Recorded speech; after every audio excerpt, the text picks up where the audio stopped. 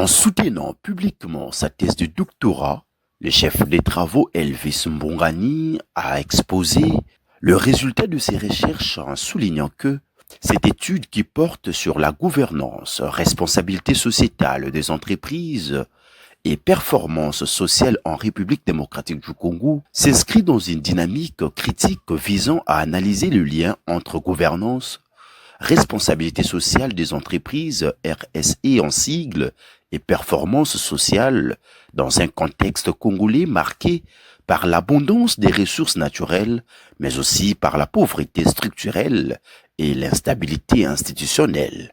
Attention apportée à mon travail. Cette thèse examine comment une gouvernance responsable, associée à une intégration efficace de la RSE, peut transformer durablement la performance des organisations en présentant les résultats empiriques et en mettant en lumière les leviers d'impact stratégique. Cette thèse s'intitule Gouvernance, responsabilité sociétale d'entreprise, RSE, et performance sociale en République démocratique du Congo. La structure de la thèse, vous avez le contexte et la justification, la structure, la problématique, l'hypothèse, les objectifs, le cadre théorique, les modèles conceptuels, le positionnement épistémologique, le résultat, les discussions générales et les recommandations. Cette thèse s'inscrit dans un contexte marqué par une contradiction structurelle. Un pays riche en ressources naturelles, mais confronté à une pauvreté persistante et une gouvernance fragile et une faible performance sociale des entreprises. Le contexte est la justification. La RDC, un pays avec des ressources abondantes, mais avec une gouvernance fragile, les déficits de performance sociale, le faible intégration de la RSC et la nécessité d'un modèle intégré de gouvernance RSC en vue d'une performance sociale.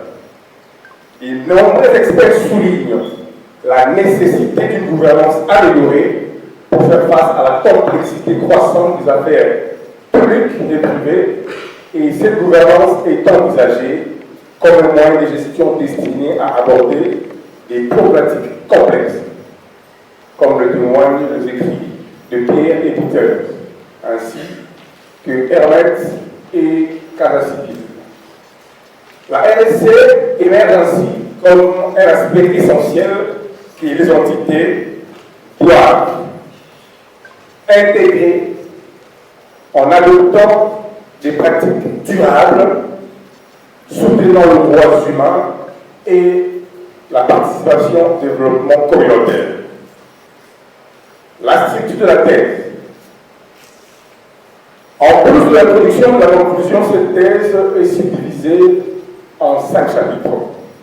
Les premiers chapitres est basé sur la revue de la littérature, sur les concepts dans lesquels nous examinons les concepts fondamentaux, les richesses antérieures à la gouvernance, à la RSC, au développement et à la performance sociale. Le deuxième chapitre met en vedette l'anticipation des risques et la normalisation de la RSC. Ici, nous avons le nord de la RSC et les risques potentiels associés à son adoption. Le premier chapitre porte sur le contexte de l'étude et la présentation représentative des entreprises enquêtées. Nous faisons aussi une analyse approfondie du contexte de la RSC et des cas pratiques illustrant les enjeux étudiés. Le quatrième chapitre est centré sur le positionnement épistémologique et l'approche méthodologique utilisée dans le cas de thèse. Nous faisons ici la présentation détaillée des méthodes et des techniques utilisées dans cette recherche, ainsi que notre positionnement épistémologique. Enfin, le cinquième chapitre table sur l'analyse et la présentation des résultats obtenus, des analyses discutées et discursives, de leurs applications pour la gouvernance, la RSE et la performance sociale de l'entreprise en RDC. La délimitation. Nous considérons ici la délimitation de l'étude comme un élément essentiel. Elle nous a aidé à établir une structure qui sert de modèle temporel et conceptuel critique. En effet, tous les objectifs sont le résultat de positions adoptées dans un contexte spécifique qui les influence et la majorité d'entre eux se transforment au fil du temps, que ce soit dans leur utilisation par les acteurs ou dans leur réception par le public. Par conséquent, les remplacer ou les replacer dans un contexte défini et déterminé et historique est indispensable pour la compréhension, ce qui est nécessaire pour une connaissance approfondie de leurs causes, leurs fonctions, leur contexte, leurs variations et leurs limites temporelles. L'enquête couvre la période de mars 2023 à janvier 2024. Sur le terrain, on a fait des titres. Toutefois, l'analyse s'étend au-delà de cette période, car l'ensemble de l'étude a nécessité 3 années de recherche. Dans ce contexte, cette thèse examine la relation entre la gouvernance, la RSE, en posant la question principale ci-après. Comment la gouvernance influence-t-elle la responsabilité sociétale des entreprises et la performance sociale en RDC? De cette question principale découlent les questions spécifiques suivantes. Quel effet les mécanismes de gouvernance ont-ils sur l'intégration de la RSE en RDC? En quoi la RSE peut contribuer à l'amélioration de la performance sociale des entreprises et des institutions publiques? Et enfin, quelles réformes institutionnelles sont nécessaires pour promouvoir une gouvernance plus transparente et une RSE plus efficace? Question critique vis-à-vis des limites du positivisme traditionnel. Le post-positivisme ici reconnaît l'existence d'une réalité sociale indépendante des perceptions humaines à l'instar du positivisme, tout en adoptant que notre compréhension de cette réalité est imparfaite et assujette à des biais. La gouvernance publique et la régulation de l'État, la perception locale de la RSE, les attentes des parties prenantes, la communauté locale, les syndicats, nous amènent à adopter, nous permet d'adopter la contextualisation de l'analyse en prenant en compte les spécificités du pays, le rôle des institutions publiques et privées dans l'application des politiques et des gouvernances RSE. Au niveau de la méthodologie, nous avons utilisé la méthodologie mixte, quantitative et qualitative. Nous avons utilisé l'analyse factorielle exploratoire, l'AFE, l'analyse en composantes multiples et le modèle d'équation structurelle, la série. L'analyse factorielle exploratoire a permis aux méthodes statistiques utilisées pour élever les structures dissimulées qui sous-tendent un ensemble de paramètres observés. Elle permet la consolidation des variables corrélées afin de révéler les dimensions synthétiques ou des facteurs qui clarifient la structure des données. Vous avez ensuite la scène.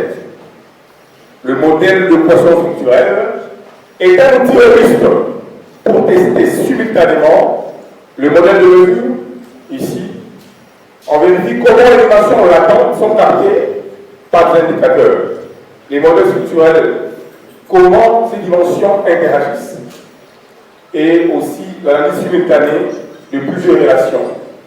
L'inclusion des variables latentes, l'estimation des effets directs et indirects, le contrôle des erreurs des mesures.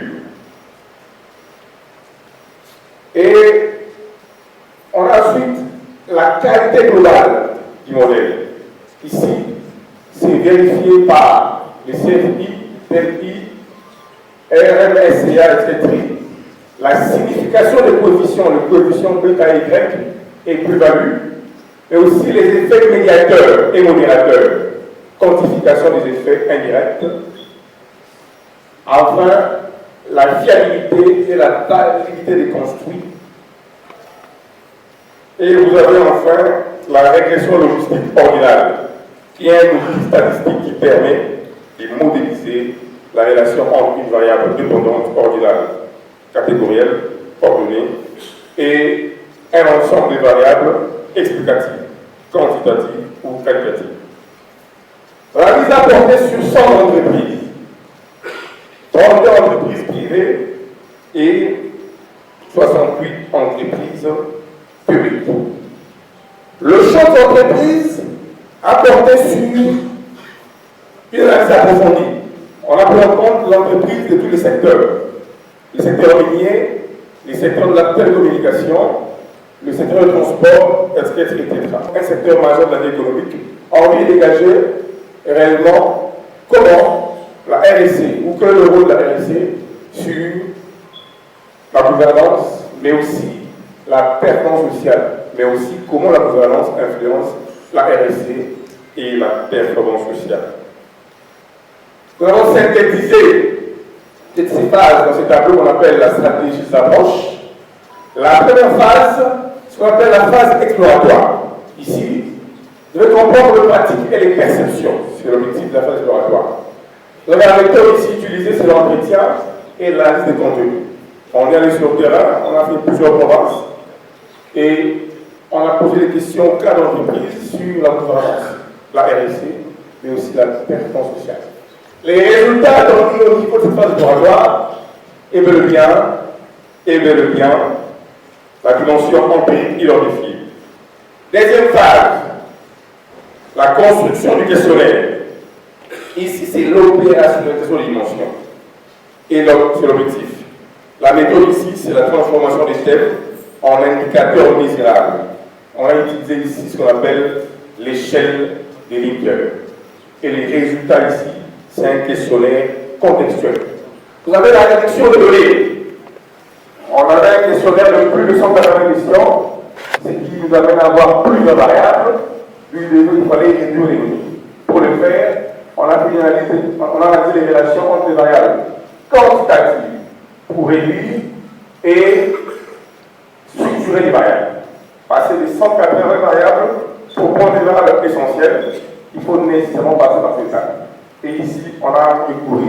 Il ressort de l'étude que la gouvernance d'entreprise en RDC demeure caractérisée par un déficit de transparence, de redevabilité et de participation de parties prenantes, limitant l'appropriation effective du principe de la RSE, notamment dans les entreprises publiques. S'appuyant sur la théorie des parties prenantes, la thèse démontre que les entreprises intégrant les attentes des salariés, des communautés locales, de l'État et des autres acteurs obtiennent une meilleure performance sociale perçue. Les analyses empiriques basées sur le modèle d'équation structurelle confirment une influence positive de l'engagement social sur la performance, particulièrement dans les entreprises privées mieux structurées, a enrichi les candidats Elvis Mbungani. Un échantillon qui nous amène à plus de 280 questions, donc 180 réponses analysées. Alors ici, on doit réduire les variables.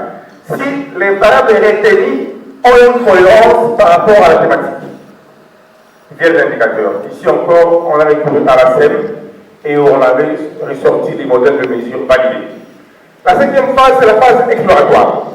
Ici, on a regroupé les items. On le trouve de dimension. S'il vous plaît, Elvis. Les modèles d'équation structurelle testés ont permis de dégager des résultats majeurs.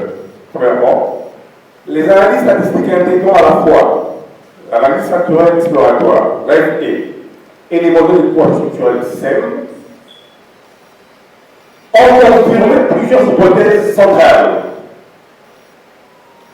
La gouvernance exerce une influence positive et significative sur l'engagement sociétal et environnemental de l'entreprise. On voit l'indice, l'indicateur CFI, qui est de 0,09. L'indicateur RMSEA à 0,118, SRMR est à 0,14.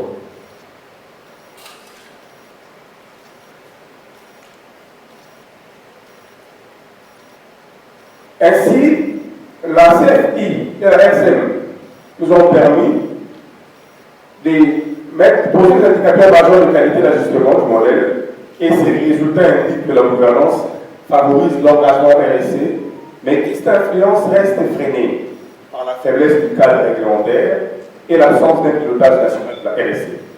L'intégration effective de la RSE améliore la performance sociale, notamment à travers la qualité des conditions de travail, la formation et la réduction de l'inégalité, la contribution communautaire.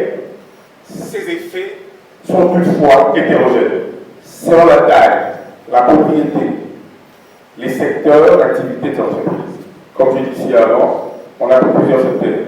Tout le résultat est confirmé ici. La performance sociale ici dépend davantage d'une gouvernance participative et d'une gestion proactive des parties prenantes que de la seule conformité. Ça veut dire que les entreprises sont appelées à faire participer les parties prenantes dans la gestion d'entreprise pour un meilleur rendement. Les agents connaissent la réalité de leur entreprise parce qu'il y a une publication récurrente de la situation financière réelle de l'entreprise, travaillent davantage pour le booster et pour un meilleur rendement, mais aussi pour avoir plus d'avantages financiers et sociaux. Les résultats nous révèlent ici que la gouvernance d'entreprise en RDC est marquée par une forte asymétrie, opacité de l'information, faiblesse des mécanismes de contrôle interne, déficit de transparence et participation limitée. Ces carences structurelles entravent l'ancrage d'une véritable culture de la RSE, surtout dans les entreprises publiques où persiste la logique de la honte, les clientélismes et la centralisation du pouvoir décisionnel. Eu égard à ces résultats, nous disons ici, la croissance et la stabilité financière pour l'investissement corrobore les théories des ressources, mais néglige les potentiels de l'innovation du capital social comme levier des performances. Eu égard à ces résultats, nous constatons que toutes ces hypothèses principales de la thèse ont été confirmées, bien que cette relation soit moduleuse par les contraintes contextuelles telles que la taille du secteur, les cadres réglementaires ou les types d'entreprise. Dès ce qui précède, nous avons formulé les suggestions et les recommandations suivantes. À l'intention des entreprises. En outre, la recherche met également en évidence le caractère souvent symbolique de pratiques de RSE expliquées par la théorie institutionnelle et renforcées par les conflits d'intérêts internes soulignés par la théorie de l'agence. Pour y remédier, l'auteur propose des réformes institutionnelles et stratégiques adaptées aux réalités socio-économiques congolaises. À l'issue de son évaluation et la délibération du jury à huis clos, l'impétrant a réussi avec mention la plus grande distinction. À cette occasion, la toge, l'insigne de l'UPN et les diplômes lui ont été conférés par la rectrice de cet établissement, professeur ordinaire Yvonne Bébéké. Heureux du résultat, le lauréat du jour est revenu sur la contribution de son travail. Grâce à l'effet médiateur de la RSE, via l'application des indicateurs de l'indice de la gouvernance, il peut y avoir performance sociale. Et si les entreprises ont l'occasion de lire cette thèse, ils vont voir que si ils prennent en compte les aspects de la gouvernance, en intégrant la RSE, mais aussi en prenant en compte les principes ISO de la RSE, ISO, notamment ISO 26000, etc., l'entreprise sera plus performante parce qu'ici, la théorie majeure, il y avait plusieurs théories de l'agence, la théorie institutionnelle, mais la théorie majeure, c'est la théorie des parties prenantes. D'où on veut ici que les gestionnaires d'entreprise, n'est-ce pas, fassent participer les parties prenantes, les communautés locales, les ONG, n'est-ce pas, la société civile, à la gouvernance d'entreprise. Une autorité de régulation de la RSE, n'est-ce pas, aussi appuyer les organes existants, notamment l'IGF, etc. Si l'État, n'est-ce pas, et les autres entreprises lisent nos recommandations, je pense que les entreprises auront une meilleure gestion, mais aussi une meilleure performance sociale en vue du développement de la RDC. L'ambiance était au rendez-vous.